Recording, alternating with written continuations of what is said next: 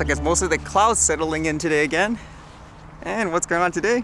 I guess when the weather's, say, raining or cloudy, a lot of drones in the air would have issues flying just because of the weather. This one's apparently a huge one. This one says the US Navy marked an important milestone in its effort to develop reliable undersea capability with the christening and first in-water tests of the Orca extra-large unmanned undersea vehicle. Yeah, it looks pretty huge too if you look at this. So was this thing made by Boeing? It says here, Captain Scott Searles, Program Manager for Unmanned Maritime Systems, representatives from the Office of the Deputy Assistant Secretary of the Navy for Ship Programs and the Undersea Warfare Division of the Chief of Naval Operations and Boeing executives marked the occasion. Actually, funny enough, when I first looked at the photo, I thought it was like a whale or something like that, just with how, I guess, glossy the top was. But it makes you wonder if stuff like this will be more in the norm, especially during these times with all the conflicts with war and stuff like that. Or you can just see more items like these, just, I guess, going underground everywhere. It'll be fun to see, I guess, smaller versions of these types of drones in terms of just trying to capture, I guess, video underwater and so forth. Just a lot of them are too cumbersome at the moment, too many wires and all that, but there's a lot of innovation. So let's see if that actually turns out to be a thing, and will people be fear-mongering, I guess, those stuff afterwards once they become really popular. I guess still within kind of the military realm, how about this in terms of taking out airborne drones? This one says, Pentagon tests high-power microwave systems against drones. The Pentagon's Joint Counter Small Unmanned Aircraft Systems Office has wrapped up a demonstration of high-power microwave technology capable of taking out multiple drone threats at once. Army officials running the effort said the vendors that came with high-power microwave capabilities were successful in defeating incoming drone threats, including 2 at a time.